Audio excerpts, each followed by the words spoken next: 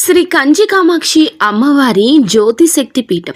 మీకు ఎటువంటి సమస్యలు ఉన్నా ఫోన్ ద్వారానే మా గురువు గారు జ్యోతిష్యం చెబుతున్నారు.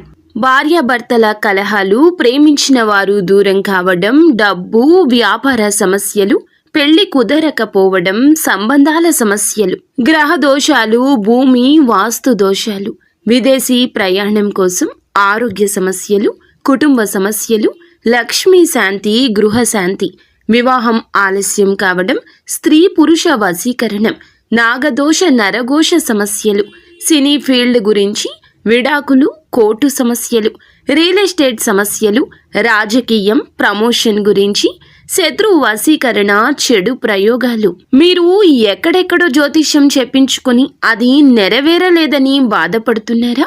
స్త్రీ పురుష వశీకరణకు ప్రత్యేక పూజలు చేసి మా గురువు గారు 100% పరిష్కారాన్ని చూపిస్తారు.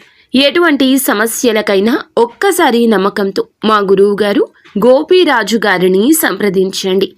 Phone number 9881559967. భయంకరమైన విషయాలు తెలుస్తాయి, తస్మాత్ జాగ్రత్త. ఏమిటి ఆ విషయాలు? ఎటువంటి ఫలితాలు ఈ రాశి జాతకులు ఈ రోజు పొందుకోబోతున్నారు? తదితర అన్ని వివరాలు వీడియోలో తెలుసుకుందామండి. వీడియో నచ్చితే తప్పకుండా ఒక చిన్న లైక్ చేసి మమ్మల్ని సపోర్ట్ చేయండి. ఇక ఆలస్యం లేకుండా వీడియోలోకి వచ్చేద్దాము. ఇక ఈ రాశి జాతకుల గురించి తెలుసుకోవాలి. ఏమీ ఆలోచించకుండా అపరిచిత వ్యక్తులను, బయట వ్యక్తులను ఈ రోజు నమ్మేస్తారు. వారి మాటల ప్రభావాన్ని కలిగింపచేసుకోవద్దు. ప్రతికూలంగా ఉంటుంది. మిమ్మల్ని, మీ కుటుంబాన్ని రక్షించుకోవడం ముఖ్యం. ఆహారం విషయంలో జాగ్రత్త. మానసికంగా కాస్త అశాంతి ఉండొచ్చు. కుటుంబ సభ్యుల మాటలు అనుచితంగా అనిపించు. ఓర్పుగా ఉండండి. అనవసరమైన ఖర్చులు చేయొచ్చు. కొత్త పనులు ప్రారంభిస్తారు. మాట, ప్రవర్తనపై నియంత్రణ ఉండాలి. భౌతిక వనరుల పెరుగుదల ఉంది. అనవసరంగా కోపం తెచ్చుకోవద్దు. ఆస్తికి సంబంధించి వివాదం ఉండొచ్చు.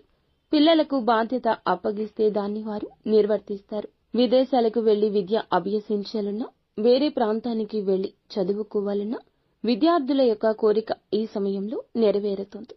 ఇక ఈ సమయంలో నిలిచిపోయిన పనులన్నీ పూర్తవుతాయి. జీవిత భాగస్వామితో మాట్లాడేటప్పుడు కాస్త సున్నితంగా ఉండండి. ఒంటరి వ్యక్తుల ప్రేమ భాగస్వామిని మీరు కలుసుకునే అవకాశం ఉంటుంది. లభించే ఏ అవకాశమైనా లాభాలుగా మార్చుకోండి. కోరుకున్న వాటి కోసం ధనాన్ని వృధాగా ఖర్చు చేయొద్దు. ఆర్థిక వ్యాపారం చేసేవారు ప్రజలపై శ్రద్ధ వహించండి. వినియోగదారులను ఆకర్షించే ప్రయత్నాలు అనుకూలిస్తాయి. ఉద్యోగంలో పనిపై పూర్తి శ్రద్ధ వహించండి. లేదంటే ఏదో ఒక అకారణంగా ఉన్నతాధికారులు మీకు తిట్ల దండకాలు మొదలు పెడతారు. ఆయుర్వేద పరంగా ఉత్సాహంగా ఉంటుంది. వ్యాపార సంబంధిత యాత్రకు వెళ్లాల్సి రావచ్చు. విజయం కాస్త అననుకూలం. కష్టపడండి. ఆచితూచి వ్యవహరించండి. గ్రహ సంచారం సామాన్యం. శ్రమించినా కూడా అంత ప్రతిఫలితం ఉండకపోవచ్చు. ఇక మీకు భవిష్యత్తు బాగుంటుంది. కార్య సాధన కోసం మొదలుపెట్టిన పనులన్నీ కూడా మధ్యలో అస్సలు ఆపొద్దు.